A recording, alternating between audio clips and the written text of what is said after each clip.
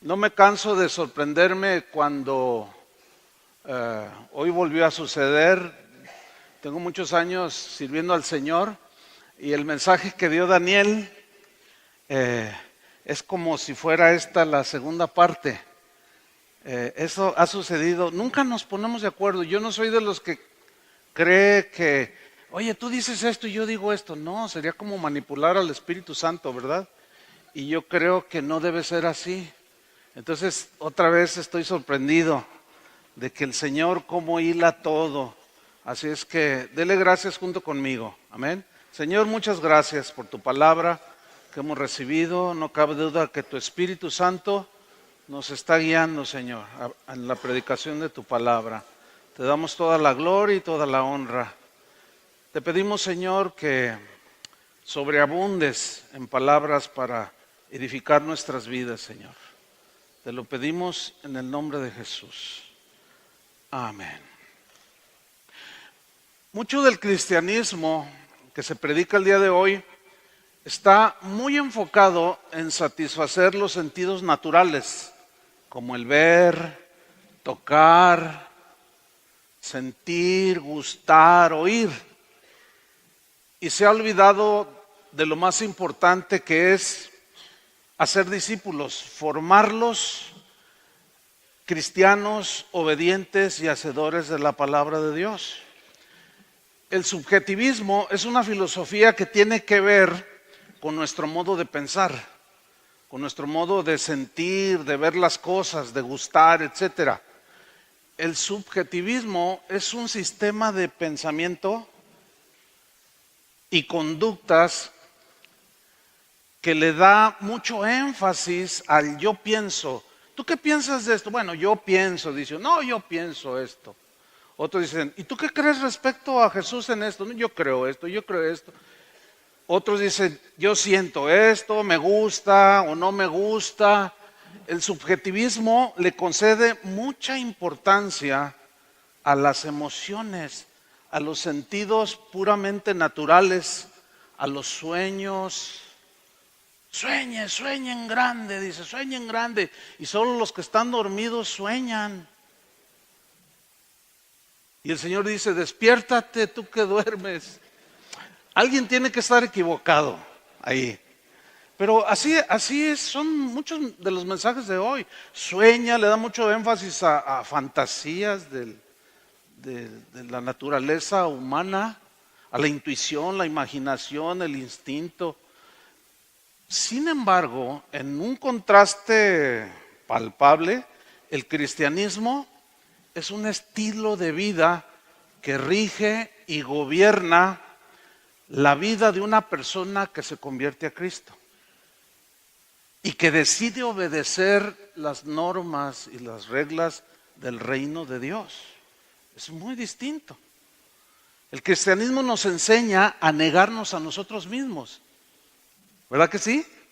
El cristianismo nos enseña a no dejarnos guiar por nuestros anhelos, deseos, sueños, emociones, sentimientos y hasta gustos personales.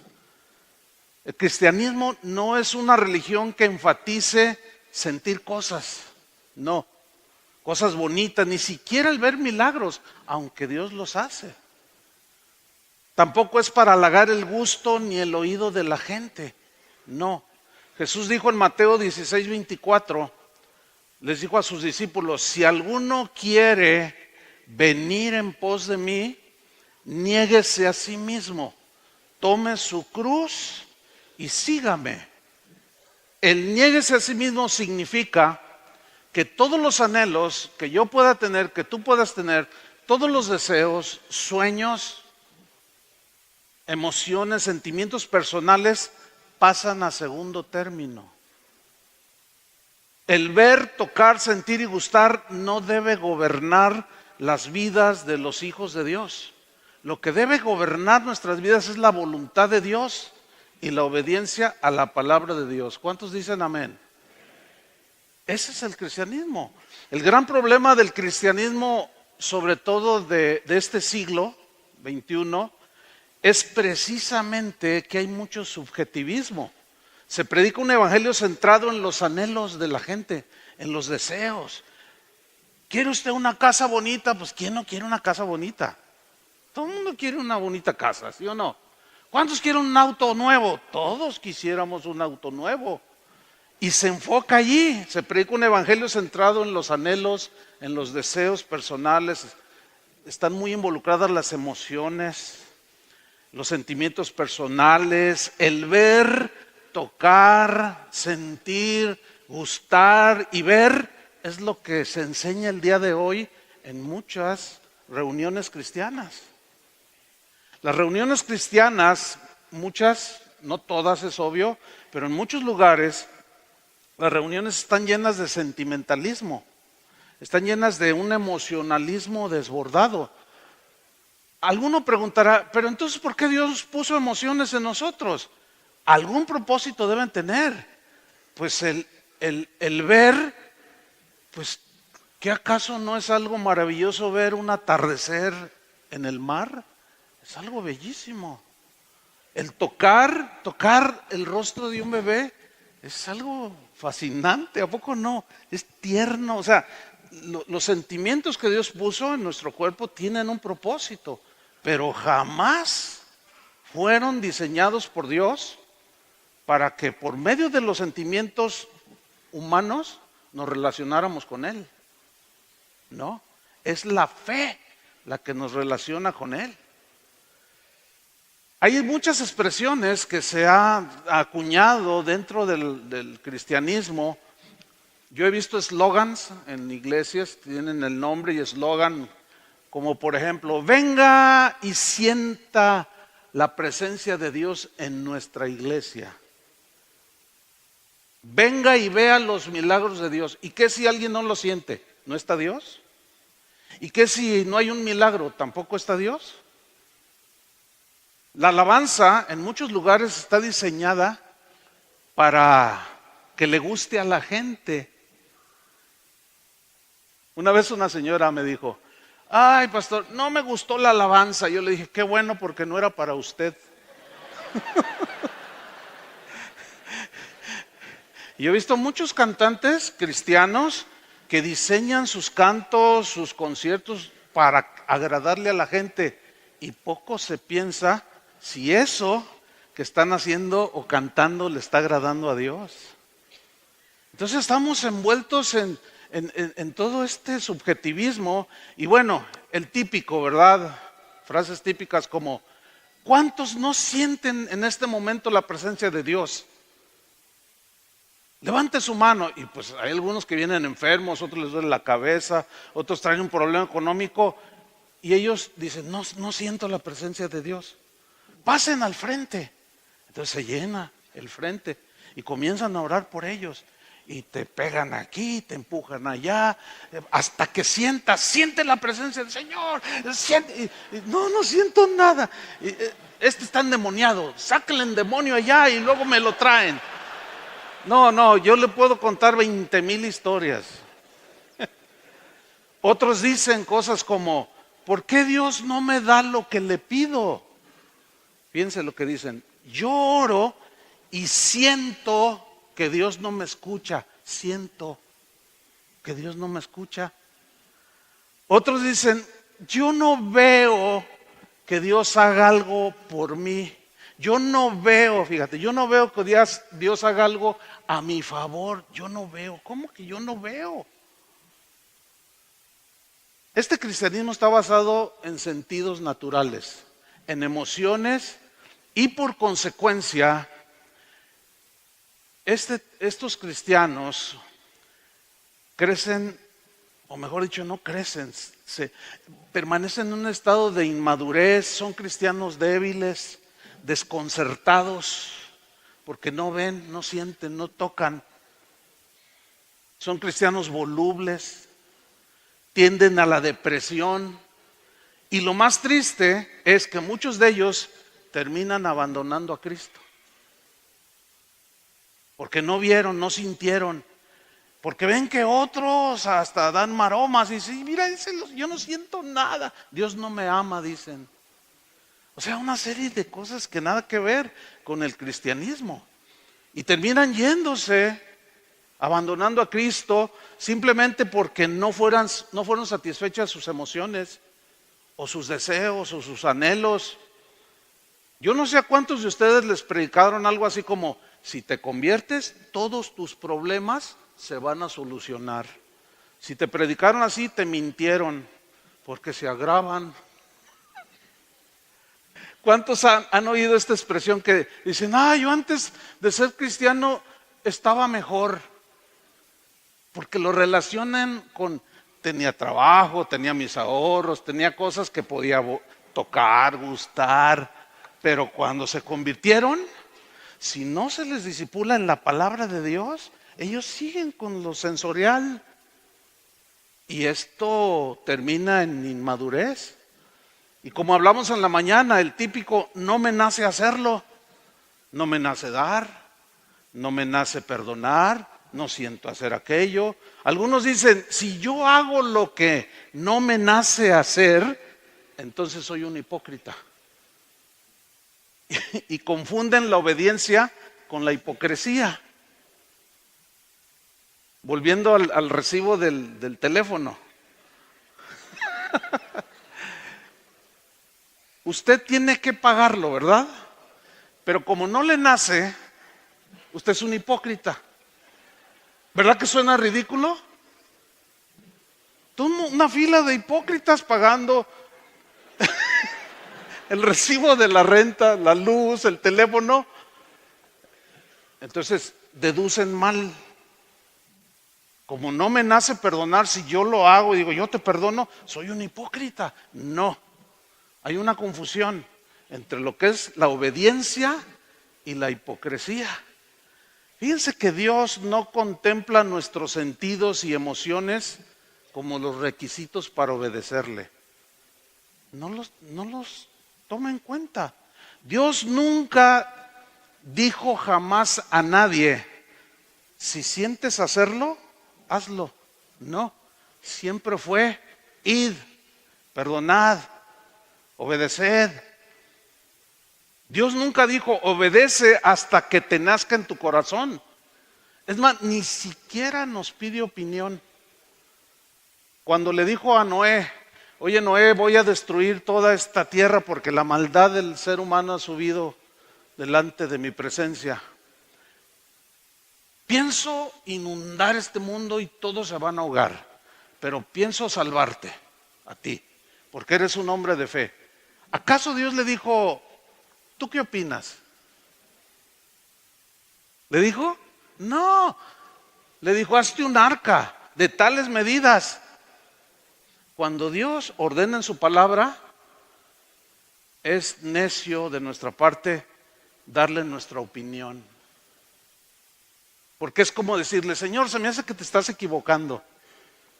Y Dios no se equivoca, los que nos equivocamos somos nosotros. Cuando Dios le dijo a Moisés: hazte el tabernáculo de esta manera, con estas pieles, con estas telas. Moisés, dice la Escritura, que tanto Noé como Moisés hicieron tal como Jehová les dijo que hicieran. No discutieron. Abraham tampoco discutió con Dios. Esa es la gran diferencia de los hombres de fe con los hombres que se guían por lo que sienten, anhelan y desean. Por eso Pablo dijo en el texto que leímos al principio: porque por fe que es del Espíritu, de la nueva naturaleza, andamos, no por vista. Tomás, uno de los discípulos de Jesús, tipifica al cristiano dominado por sus sentidos naturales, por sus emociones, por lo que ve, por lo que toca y por lo que siente, y no por la fe y la obediencia. La iglesia está llena de Tomases y Tomasas. Ahí en Juan capítulo 20 nos narra cuando Jesús resucitó y dice que vino Jesús en medio de la tristeza donde ellos estaban, y les dijo: pasa a vosotros. Y cuando estoy leyendo Juan 20, y cuando les hubo dicho esto, les mostró las manos y el costado. que había sido traspasado. Y los discípulos se regocijaron. Y luego dice, viendo al Señor. Pero antes de verlo, ¿cómo estaban? Tristes. Dice el versículo 24 que Tomás, uno de los 12 llamado Dídimo, no estaba con ellos cuando Jesús se les apareció. Y le dijeron los otros discípulos a Tomás, al Señor hemos visto. Él les dijo, si no viere, subrayo, si no viere, o sea, con estos ojos naturales, en sus manos la señal de los clavos, y metiere mi dedo en el lugar de los clavos, y metiere mi mano, o sea, tocar en su costado, no voy a creer, no voy a creer. O sea, él tenía que tocar para poder creer, tenía que ver para poder creer. Dice la Biblia que Moisés se sostuvo como viendo, ¿a quién? Al invisible. No necesitaba verlo. Tú no necesitas ver a Dios para creer en Él. Tú no necesitas sentir sensaciones, aunque a veces las sentimos. A veces sentimos la presencia de Dios. Yo de recién convertido tuve una experiencia bien tremenda. Sentí tanto la presencia de Dios que me caí al suelo. No podía estar de pie. Fue una experiencia, no se ha vuelto a repetir. Fue una experiencia tremenda, pero comencé a ser aleccionado a vivir por fe, no por experiencias que yo sentía, aunque cuando la siento, pues es maravilloso sentir, pero ¿y si no la siento qué? ¿Dios ya me abandonó? Por supuesto que no, Dios siempre está ahí. Entonces Tomás dice, si no lo veo, si no lo toco, si no meto mi mano, no voy a creer. Dice el versículo 26, 8 días después estaban otra vez sus discípulos dentro y con ellos Tomás. Llegó Jesús, estando las puertas cerradas, o sea que su cuerpo glorificado traspasó las paredes y se puso en medio de ellos y les dijo, pasa vosotros. Ahora piensa en un momento así como como si estuvieran viendo una película, la escena. Ahí están los discípulos y Jesús atraviesa así. Imagínense, ¿no? Aquello ha sido tremendo. Pero vemos la paciencia de Jesús para enseñar. Él toda la vida les enseñó. Y aquí una vez más, y le dijo a Tomás, pon aquí tu dedo, o sea, tócame. Y el otro va y lo toca. Mira mis manos, acerca tu mano, métela en mi costado. Y no seas incrédulo, viene la reprensión, y no seas incrédulo, sino creyente. Entonces Tomás respondió y le dijo, Señor mío y Dios mío. Jesús le dijo, porque me has visto, me has visto. Tomás, creíste. Bienaventurados los que no vieron y creyeron. Dichosos los que no ven. ¿Por qué son dichosos los que no ven y creen? Porque están entrando y están caminando en la nueva naturaleza, porque la fe es de la nueva naturaleza. Es esa fe que no necesita ver para creer, que no necesita sentir para saber que ahí está Dios. Yo quiero que noten que Jesús le está dando más importancia a la fe que es de la nueva naturaleza, del nacido de nuevo. Le está dando más importancia a la fe que a los sentidos naturales. Entonces cuando vemos el día de hoy que es al revés, que se le da más importancia a los sentidos naturales, algo está mal. Alguien tiene que estar equivocado. Y me temo que somos nosotros, los seres humanos. Abraham obró muy distinto a Tomás. Muy distinto. Su vida, la vida de Abraham, era dominada por la fe y la obediencia a Dios. En Hebreos 11:8 nos dice algo al respecto. Dice que por la fe Abraham, siendo llamado, obedeció. Fue llamado y obedeció. Digan todos en voz alta, obediencia. Fundamental. Algo que tocó también el pastor Daniel. Obedeció para salir al lugar que había de recibir como herencia. Y miren la última frase. Y salió sin saber a dónde iba. ¿Alguna vez tú te ha pasado algo así? Que sales sin saber a dónde vas por una orden de Dios. Yo sé que aquí puede haber casos. A mí me pasó hace 36 años, cuando ya ministrábamos en la iglesia donde crecimos mi esposa y yo, cuando Dios nos habló para iniciar lo que hoy es el ministerio de casa de oración. Yo fui a hablar con el pastor, fue claro el llamado de Dios. Y el Señor me dijo, ve con el pastor y dile de que yo te estoy llamando. Fui con el pastor y no, decía, no, estás soñando, me dijo. Es un impulso tuyo. Y yo me escudé un poco en él. Y dije, no, sí, es una emoción mía. No, pues aquí estoy bien. Tenía muchas responsabilidades ya en el ministerio y era muy joven. Pero el Señor insistió. Entonces, insisto con el pastor, finalmente él cede para orar por nosotros, para salir e iniciar lo que hoy es casa de oración. Yo no sabía del nombre, no sabía nada, pero estando en la plataforma, hagan de cuenta como aquí, enfrente de toda la congregación, que era como de unas 1000 personas, dice, hermanos, pues Dios está llamando a Chuy y a Vicky para iniciar una obra y bueno, y dice, por cierto, ¿dónde vas a iniciar? ¿A dónde vas a ir? Me preguntó enfrente de todos. Yo le dije, no, pues no sé. Me dice, ya ves, eso no es de Dios. Dios es claro y a ver, ¿cómo es? Y en eso el Espíritu Santo me pone esta escritura. Le dije, no, sí está en la Biblia, pastor. A Abraham le pasó. Salió, Dios lo llamó. Y en el trayecto le fue diciendo a dónde. Y cuando yo le dije, no, mire, salió sin saber a dónde iba. Así vamos nosotros. Y titubeó y dijo, bueno, vamos a orar. Y salimos sin saber a dónde íbamos. Créanmelo que yo no sentía a Dios. No se siente. No sentía aquello. No, ¿a dónde? ¿A dónde? Pero por la obediencia al llamado, salimos sin saber a dónde íbamos. Cuando Dios le da la promesa a Abraham de un hijo, él le creyó.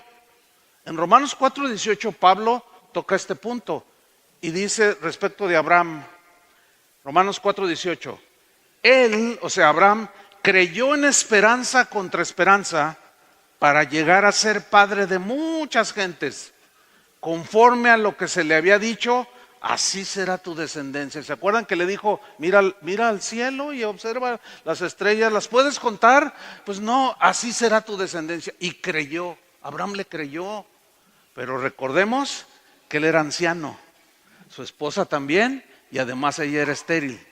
Y esta frase donde dice que él, Abraham, creyó en esperanza contra esperanza, significa lo siguiente: que él creyó en la esperanza que le daba la promesa de Dios, de que le iba a dar un hijo y descendencia. Creyó contra la esperanza que era nula de ver su cuerpo envejecido, su esposa anciana y estéril.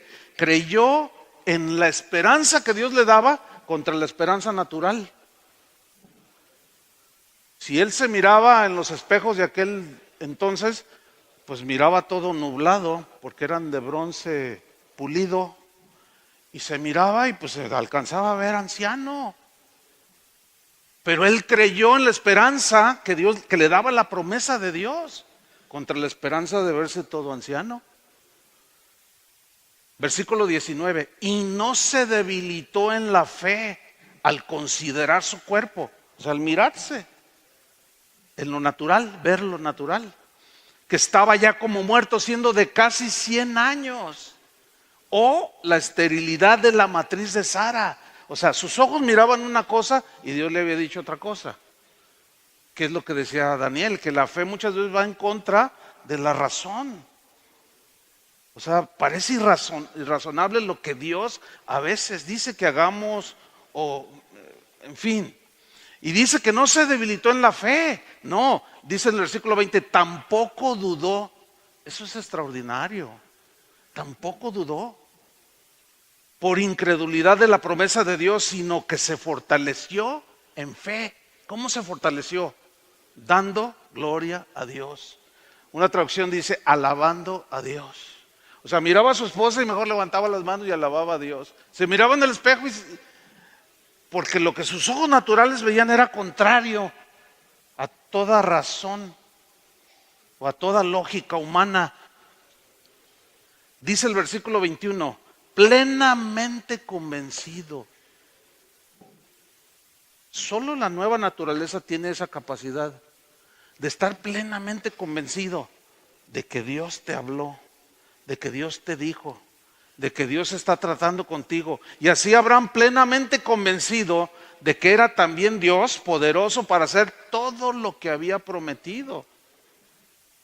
Vemos pues que la obediencia de Abraham le hizo tener mucha revelación de Dios. Inclusive tuvo revelación que el mismo apóstol Pablo enseñó en el Nuevo Testamento. En 2 de Corintios 4:13 dice Pablo, pero teniendo el mismo espíritu de fe, la frase espíritu de fe significa actitud. Actitud de confianza en Dios, de tener una actitud, yo confío en el Señor, eso significa espíritu de fe. Pero teniendo el mismo espíritu de fe conforme a lo que está escrito, subrayo, conforme a lo que está escrito. Creí, por lo cual hablé. Nosotros también creemos, por lo cual también hablamos. En el mismo capítulo, en el versículo 16, miren lo que dice Pablo. Por tanto, no desmayamos. Antes, aunque nuestro hombre exterior, el cuerpo humano, se va desgastando, vamos envejeciendo, el interior, no obstante, se renueva cada día. Esa es la nueva naturaleza, el nuevo hombre, creado según Dios. Dice el 17, porque esta leve tribulación momentánea produce en nosotros un cada vez más excelente y eterno peso de gloria. Miren el 18, no mirando nosotros las cosas que se ven, sino las que no se ven. ¿Cómo se puede mirar las cosas que no se ven? Solo por la fe. Pues las cosas que se ven son temporales, pero las que no se ven con los sentidos naturales, esas son eternas. Ese es el énfasis de la palabra de Dios. Por consiguiente, primero es creer y luego entender. Uno de los padres de la iglesia dijo lo siguiente: no trates de entender primero. Primero obedece y luego entenderás. Y tenía razón, porque el mismo Jesús, cuando les iba a lavar los pies a los discípulos, Pedro dijo, no, a mí no me laves. Y Jesús les responde, lo que yo hago ahora, tú no lo entiendes, pero lo entenderás después. Porque si no te lavo, no tienes parte conmigo. Entonces, bueno, lávame todo. Pedro, es bien interesante su caso. Pero seguimos un poco más con Abraham. En Génesis 22:1 dice lo siguiente. Porque cuando Dios le ordenó a Abraham que sacrificara a su hijo Isaac, no trató primero de entenderlo. No, él obedeció primero. No discutió con Dios, simplemente obedeció. Si él se hubiera dejado guiar, dirigir por sus sentimientos de padre, él no hubiera pasado esa prueba. Porque ¿ustedes creen que a él le nacía degollar a su hijo? Él sentía un placer maravilloso. Ay Señor, yo te amo mucho, y como muestra de que te amo mucho, pues sí lo voy a, pues ni modo, Isaac, así con alegría. Claro que no. Yo puedo imaginarme, que algo natural, que él sus lágrimas, su nudo en la garganta, no le nacía ofrecer a su hijo porque lo amaba.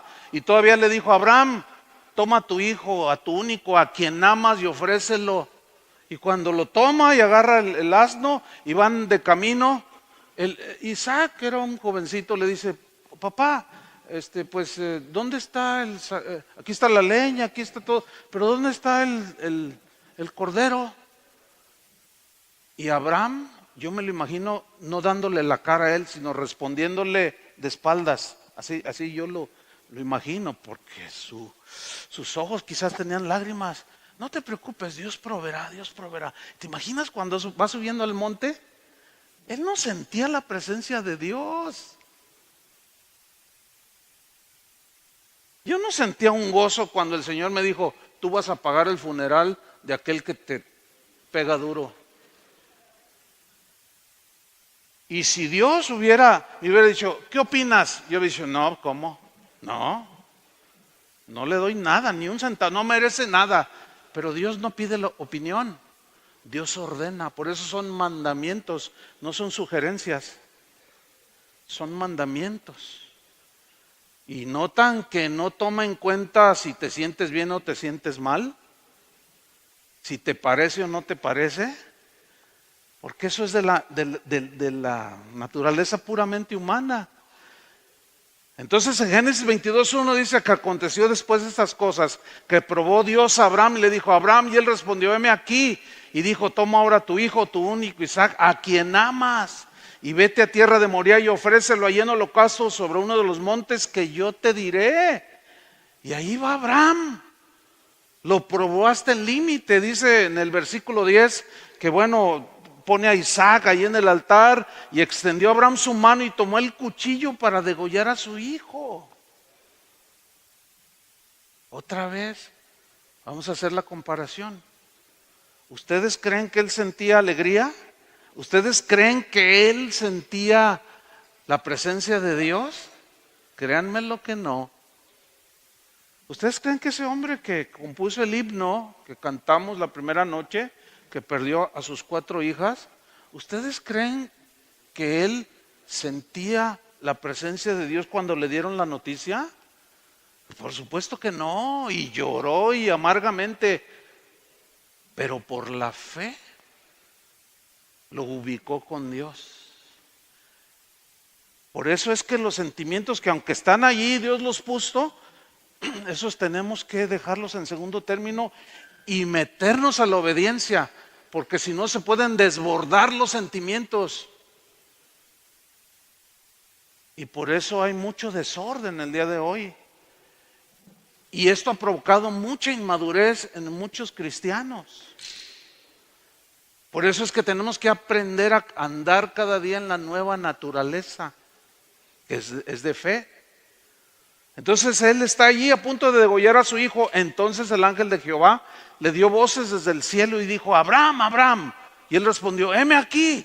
Esa frase, heme aquí, es, dime, ¿qué quieres que haga? Era con una disposición impresionante.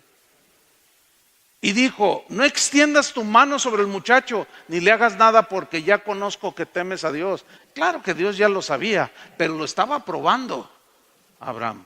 Por cuanto no me rehusaste tu único, no me rehusaste. Abraham se negó a sí mismo. ¿Ustedes creen que él no quería ver crecer a su hijo y que fuera todo un arquitecto, un doctor? Claro, todo el mundo quiere eso para sus hijos. Pero fíjese, un chico que yo conocí, él tenía una pasión por servir a Cristo. Y su padre le dijo, no vas a servir a Dios. Yo quiero que seas un abogado. Yo quiero que seas, supe otro caso también, yo quiero que seas un doctor. Y no están dispuestos a entregar porque quieren ver que el orgullo humano hace que presionen a veces a los hijos para sentirme orgulloso que él es un gran arquitecto. Son deseos puramente humanos, no son malos en sí mismos. Pero si la voluntad de Dios es otra y nos oponemos por nuestro sentimiento o por nuestros anhelos, nos vamos a meter en problemas. Miren, el caso de Pedro, hermanos, es ilustrativo al máximo. Vamos a ver. Recordemos que en sus primeros años Pedro, como un cristiano, porque la Biblia lo refleja, era un hombre inmaduro, era muy emocional. Pedro era un hombre en sus inicios muy sentimental. Esto provocaba que fuera un hombre muy voluble, un hombre muy precipitado, inestable. Por eso Jesús, cuando le cambió el nombre, le dijo: ya no te vas a llamar Simón, tu nombre va a ser Pedro, que significa piedra, dándole a entender que trataría con él para hacerlo sólido como una roca firme, porque de otra manera sus emociones, sus sentimientos lo iban a llevar por otros caminos distintos a los caminos de Dios. Recordemos que Pedro había hecho una declaración maravillosa, tremenda, diría yo, cuando Jesús en Mateo 16:13 les pregunta: ¿quién dicen los hombres que es el Hijo del Hombre? Ellos le dijeron: unos dicen que eres Juan el Bautista, otros dicen que eres Elías, otros Jeremías o alguno de los profetas. Él les dijo: ¿y vosotros, ustedes? A mí me interesa ustedes qué piensan de mí. ¿Y vosotros? ¿Quién decís que soy yo? ¿Y quién creen que respondió? Pedro, siempre estaba ahí el Pedro así. Y él respondió, Pedro dijo: tú eres el Cristo, el Hijo del Dios viviente. ¡Wow!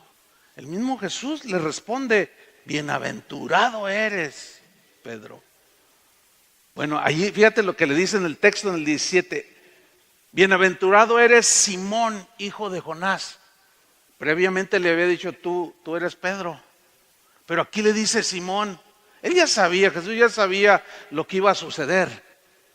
Pero con toda paciencia comenzó a tratar con su sentimental apóstol, que sería columna de la iglesia. Bienaventurado eres Simón, hijo de Jonás, porque no te lo reveló carne ni sangre, sino mi Padre que está en los cielos. Fue una revelación tremenda. Pero este pasaje me enseña algo, que la revelación que Dios pueda darnos en algún momento acerca de su Hijo Jesús no tiene que ver nada con el carácter.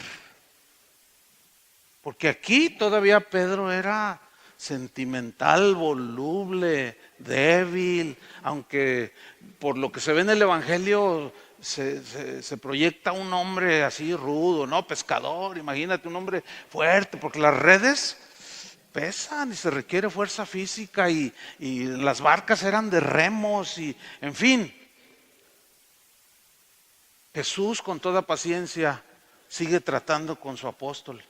Ahora fíjense en el versículo 20.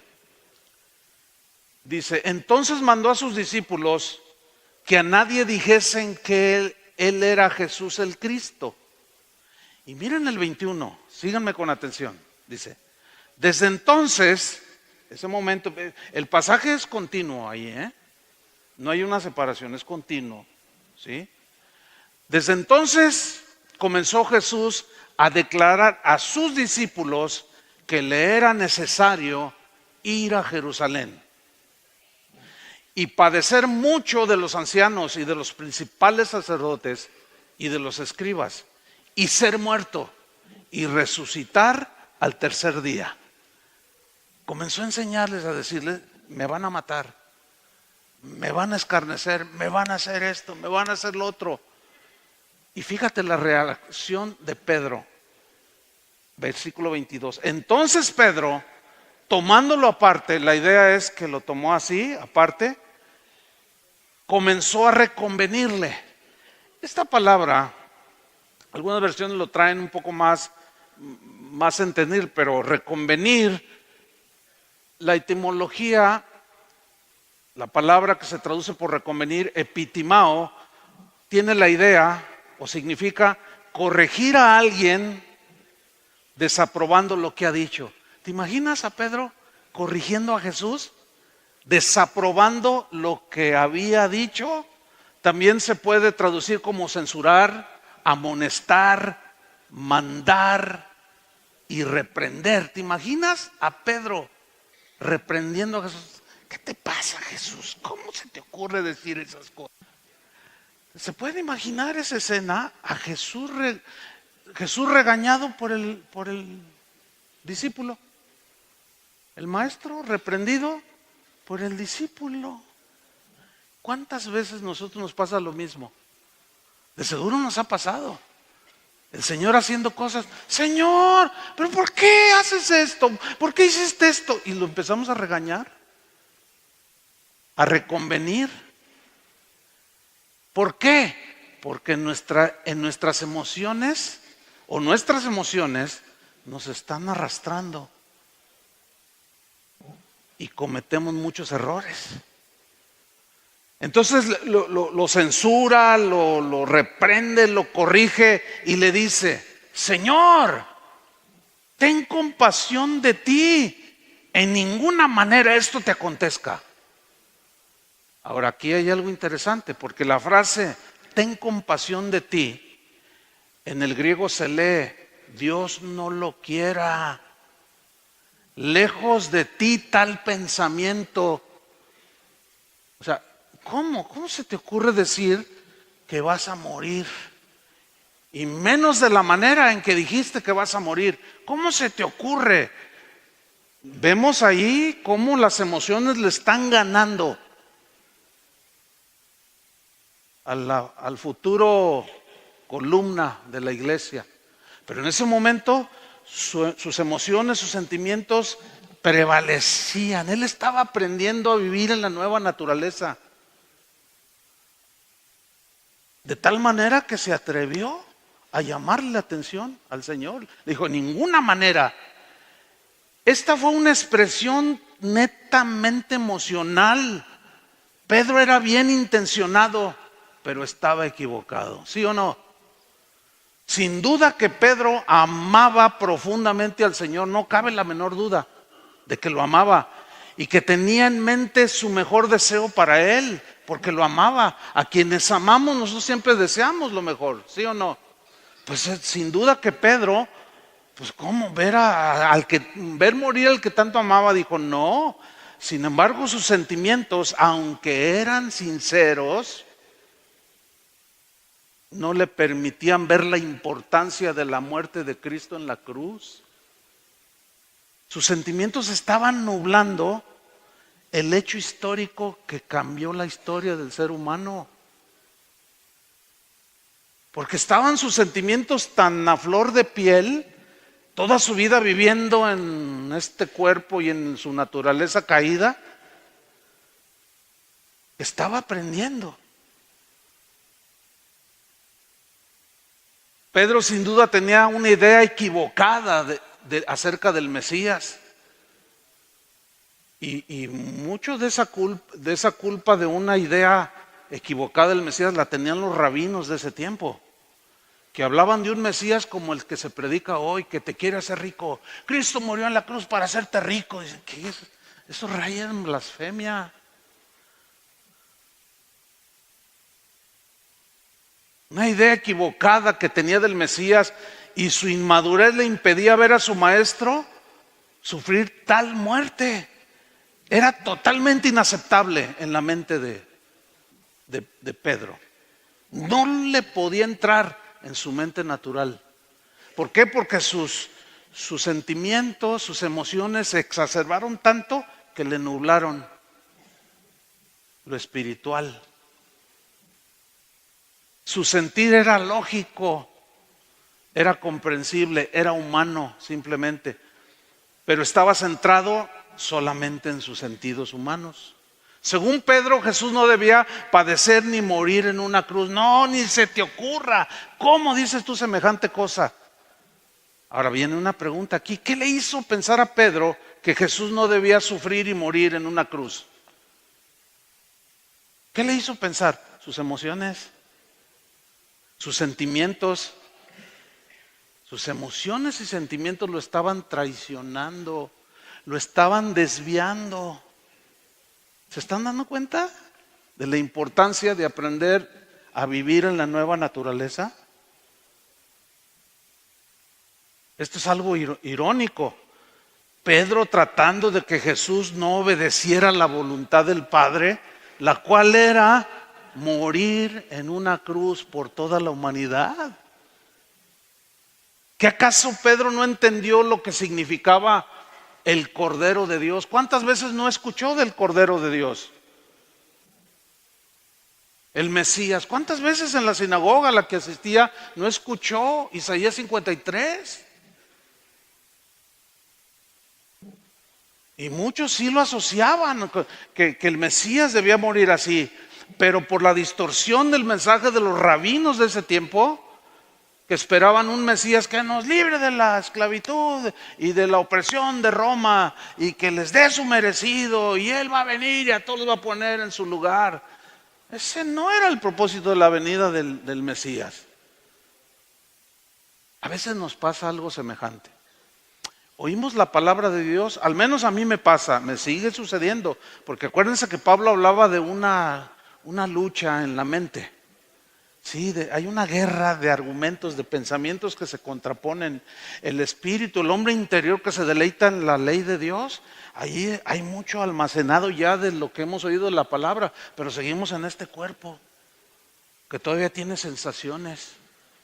¿Cuántas veces he estado a punto de compartir allí en mi congregación?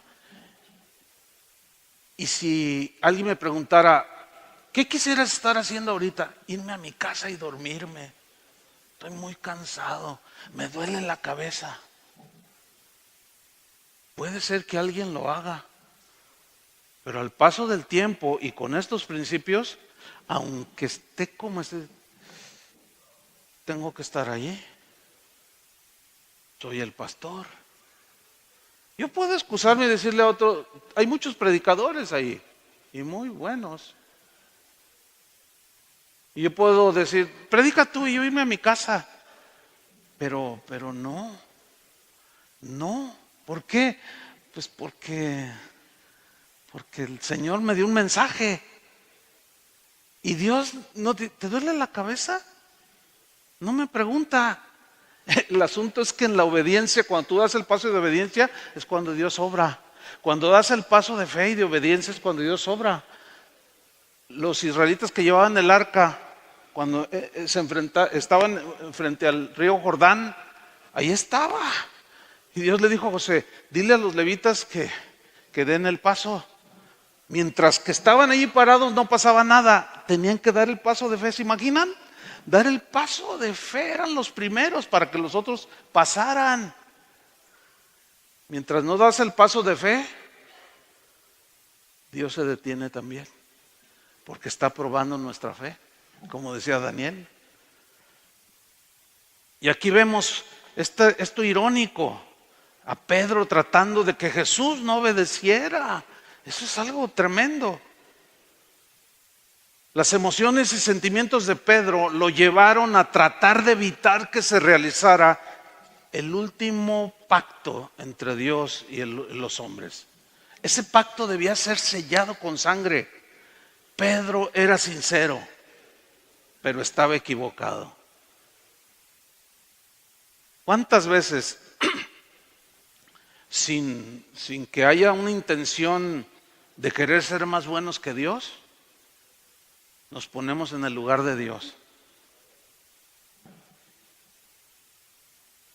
Una vez yo me enteré de un hermano de la congregación, estaba pasando por un tiempo económicamente difícil y por otras personas yo me di cuenta que tenía un problema. Entonces yo tenía un ahorro. Y cuando yo me entero, mi primera reacción es, no, yo le voy a dar, yo le voy a regalar lo que él necesita. Entonces tomé el dinero, fui a buscarlo y Dios me dijo, no le des nada. Yo dije, no, este no es Dios. Porque la Biblia dice que ayudemos, ¿sí o no? Pero pongan mucha atención, porque de esto voy a hablar mañana también de la guía del Espíritu Santo. Y me dijo, no le des un centavo. Si tú metes la mano, también a ti te va a tocar. Estoy tratando con él. Déjamelo a mí.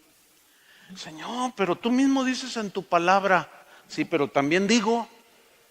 que yo trato con el que es obstinado y necio, y yo estoy tratando con él, no metas la mano. Me costó trabajo, porque parecía como que había una contradicción, pero no. Y a veces nos queremos hacer más buenos que Dios.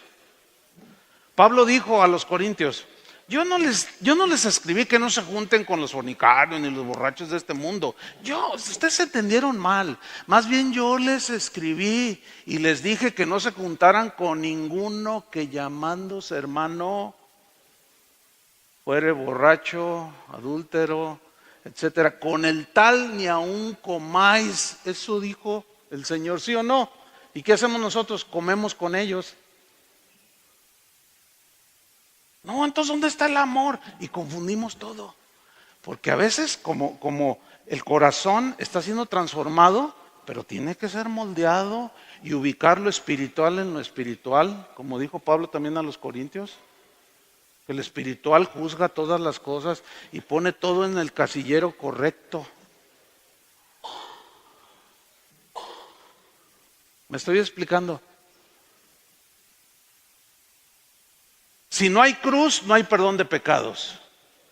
Si no hubiera habido muerte de Jesús en la cruz, ¿dónde estaríamos nosotros? Imagínense a Jesús hacerle caso a Pedro. ¿Dónde estaríamos ahorita, hermanos? Lo que hizo Pedro por su sentimentalismo y emocionalismo fue interponerse entre Jesús y la cruz. Él se puso en medio, no. Tremendo, ¿no? Y a veces así nos pasa. La Biblia dice, no despreciéis la disciplina del Señor, porque el Señor al que ama, disciplina y azota al que recibe por hijo. Porque ¿qué hijo es aquel cuyo padre no disciplina? ¿Cuánto más nosotros, dice? O sea que como tenemos un padre y nosotros estamos creciendo y estamos siendo formados, necesitamos disciplina de parte del Señor, ¿verdad que sí? Y en ese disciplinar de Dios hay quebrantamiento. Y puede suceder lo que me pasó a mí. No le des, ahora no le des porque estoy tratando con él. Pero a veces queremos ser más buenos que Dios, más misericordiosos que Dios. ¿Por qué? Porque nuestra emoción nos gana. Nuestro sentimiento puramente humano nos gana. El Pedro que tuvo una sublime revelación de Cristo, tú eres el Cristo, el Hijo del Dios viviente, unos minutos después estaba mostrando su sentimentalismo y su inmadurez espiritual, que era obvia, tenía unos cuantos años caminando con Jesús, pero sus sentimientos y emocionalismo estaban evitando su propia salvación. Eso significa que lo mejor de nuestros sentimientos y emociones no pueden sustituir nuestra obediencia a las demandas e instrucciones de Dios, aunque en esa obediencia implique sufrir, padecer y aún morir. Enseguida vemos la reacción de Jesús, la reprensión más bien, que hizo Jesús a su amado, pero muy emocional Pedro, discípulo de él. Dice el versículo 23, pero él volviéndose, o sea, cuando le dice que no te suceda esto y lo regaña, en ninguna manera, Señor, te puede acontecer eso. Cuando dice, pero él volviéndose, dijo a Pedro, aquí la escena, así la entiendo yo, es que después de que lo reprende, Jesús sigue caminando y de pronto se detiene. Y volviéndose a Pedro le dijo, quítate delante de mí, Satanás, me eres tropiezo. No que Pedro fue poseído, porque algunos han interpretado que Pedro fue poseído por Satanás. No. Satanás, este nombre significa adversario, ¿sí? En ese momento estaba haciendo la actividad de Satanás. Se estaba convirtiendo en su oponente, en su adversario, porque estaba poniéndose de manera inconsciente por su sentimentalismo en contra de la voluntad de Dios, que era que Jesús muriera en esa cruz. Por eso le llama: quítate delante de mí, Satanás, me eres tropiezo. Pedro, la roca, en este momento funcionando como piedra de tropiezo. Necesitamos crecer cada día para no ser tropiezo a otros que vienen detrás de nosotros. Jesús dijo: ay de aquel por quien vienen tropiezos. Satanás se aprovechó del sentimentalismo, del emocionalismo y de la inmadurez de Pedro. Eso provocó que su mente se llenara con una idea contraria totalmente a los planes de Dios.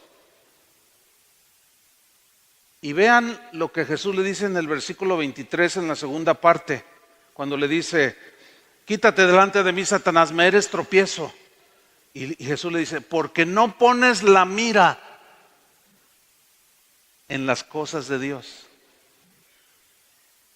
sino en las de los hombres. O sea, en las cosas puramente humanas. Versículo 24, entonces Jesús dijo a sus discípulos: si alguno quiere venir en pos de mí, niéguese a sí mismo y tome su cruz y sígame. Aunque tus sentimientos te estén dictando algo que parece bueno, tenemos que someterlos a la palabra de Dios. Aunque nuestros anhelos sean buenos, tenemos que someter, y esto de buenos es entre comillas, tenemos que someterlos a la palabra de Dios.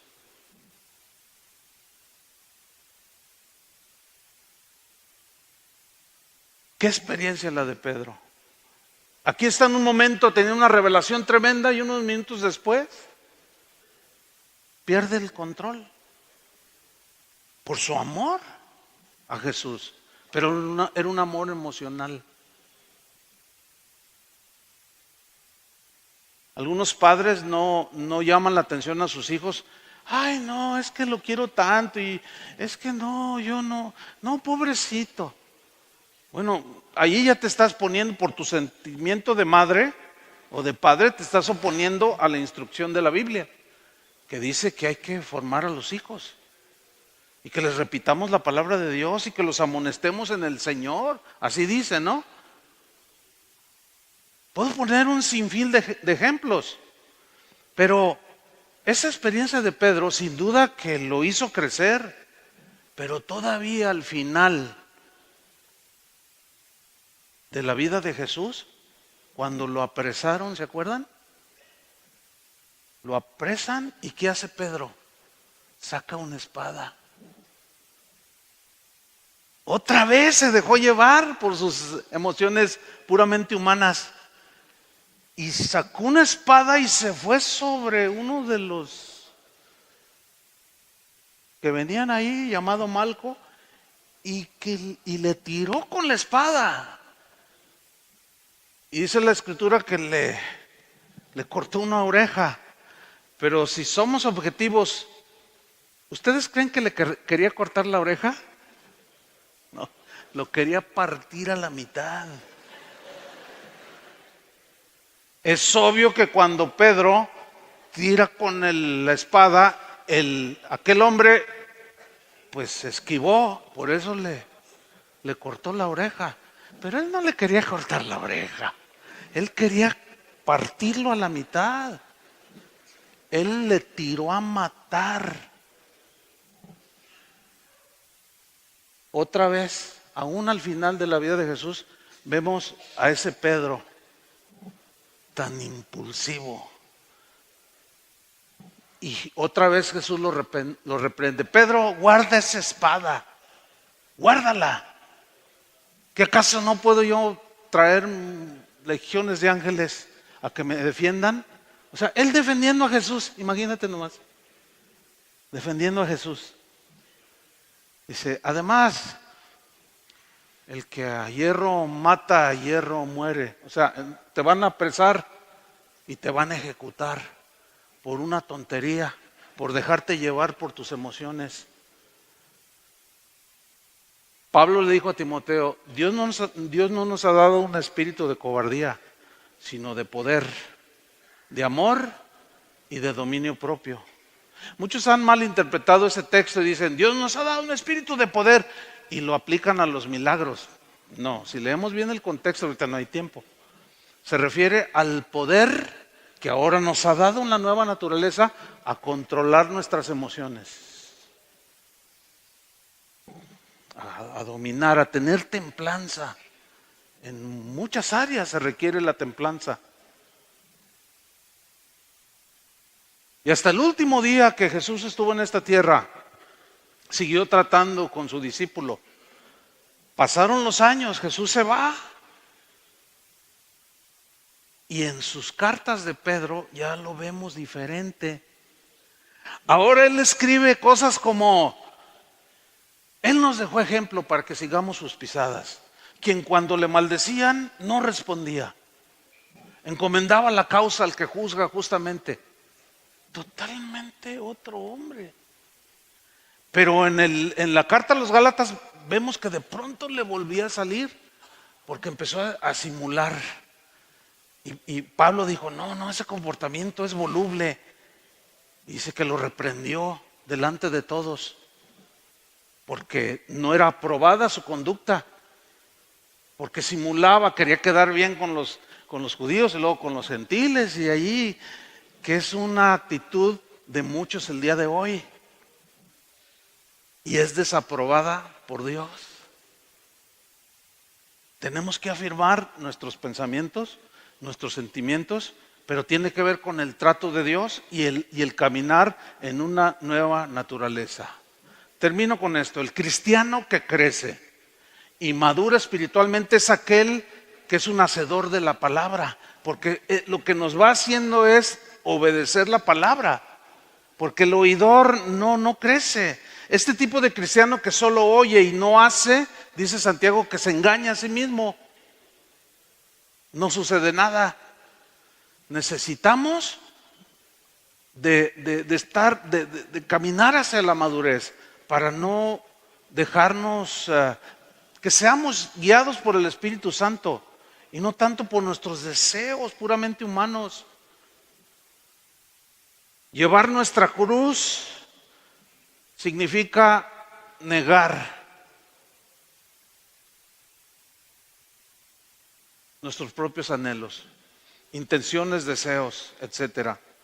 Cargar nuestra cruz por Cristo significa renunciar a la voluntad personal. Eso significa que le entreguemos nuestros deseos, anhelos, etc. Cargar nuestra cruz implica que obedezcamos a nuestro Señor, sometiendo todo lo que somos, incluye nuestras emociones, a la voluntad de Dios, la cual es perfecta para cada uno de nosotros. Amén. Probablemente hemos cometido errores como el de Pedro, casi seguro. Quizás cuando estaba exponiendo, Dios te trajo a la memoria, yo hice esto. Estamos aprendiendo, ¿sí o no? Lo importante es que nos demos cuenta que nos hemos equivocado y que necesitamos crecer y que seguimos necesitando que Dios trate con nuestro corazón. Amén. Recuerden esto, la obediencia trae revelación. Cuando entramos en desobediencia nos estancamos y no crecemos. Y esa obediencia no tiene que ver nada con lo que sintamos en ese momento. Una vez, con esto termino, estaba compartiendo en una congregación en la Ciudad de México y estaba bueno, no voy a repetir todo el mensaje obviamente, pero más o menos fue lo siguiente. Yo les dije, ¿alguno de ustedes debe dinero? Y muchos levantaron la mano.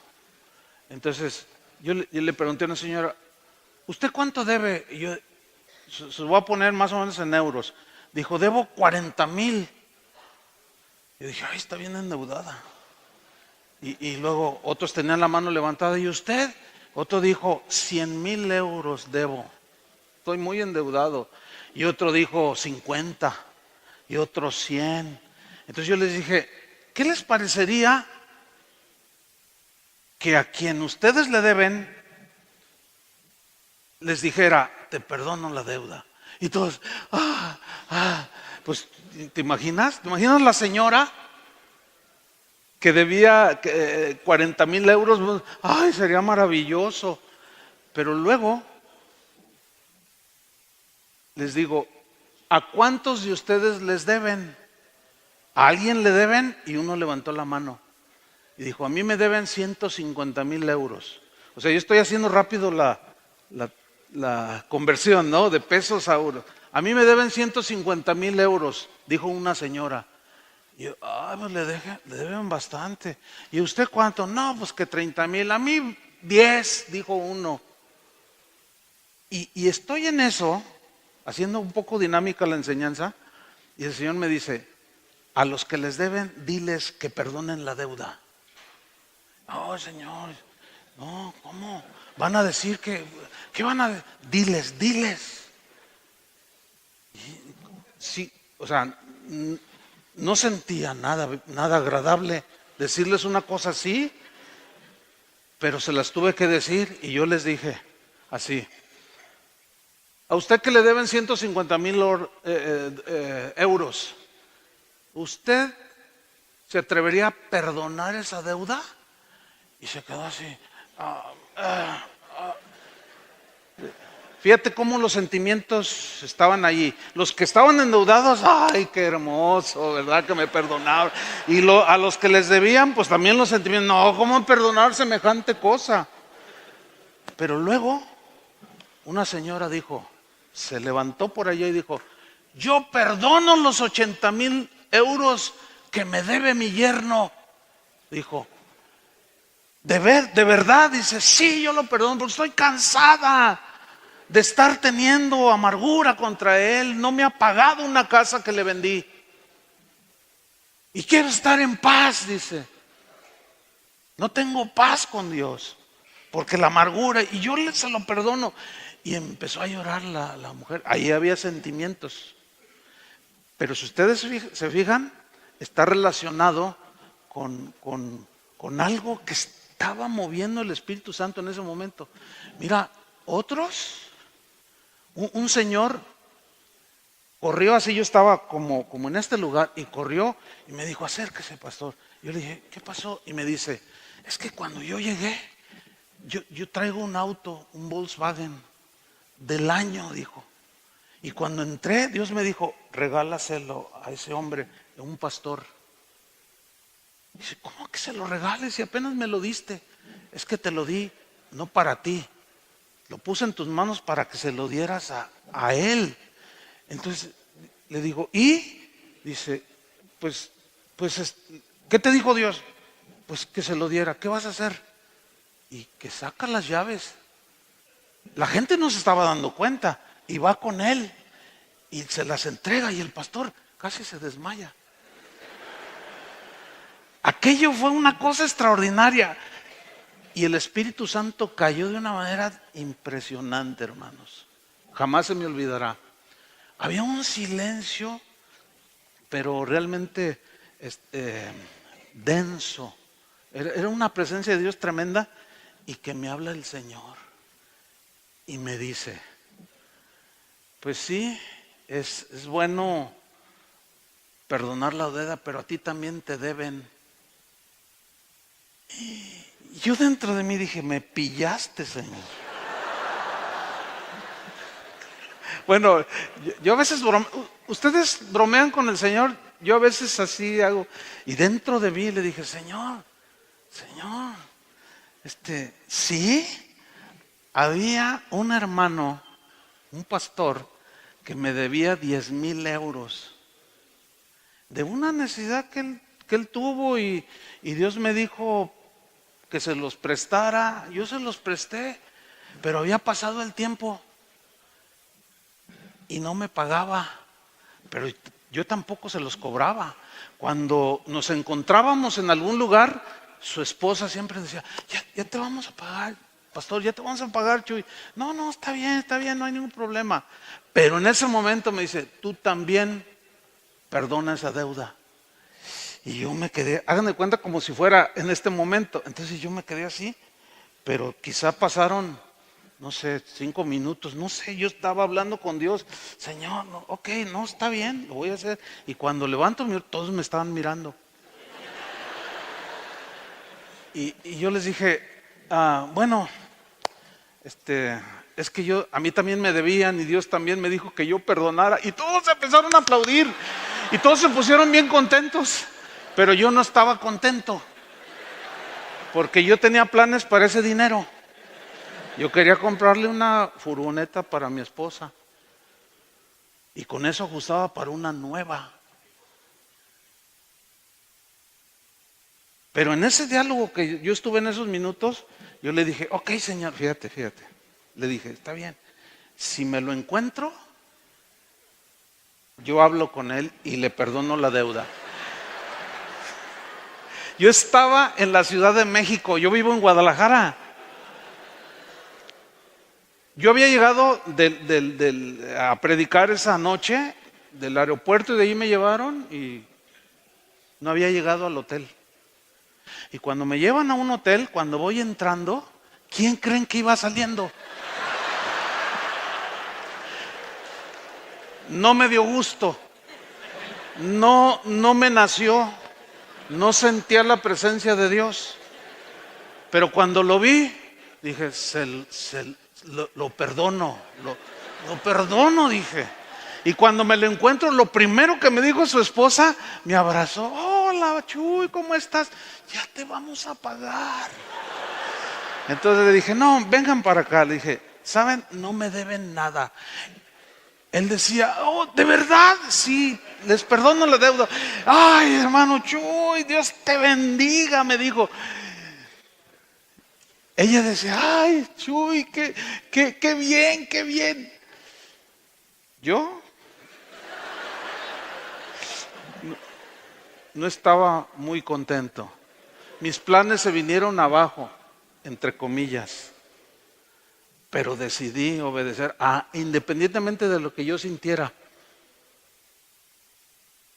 Y ellos recibieron el perdón de la deuda. Y yo me quedé sin nada. Entre comillas.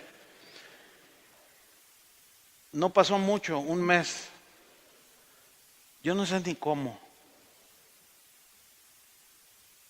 Pero hubo gente que, oye, pastor, Dios me dijo, alguien de Sudamérica me mandó un cheque, para no hacer largo el asunto.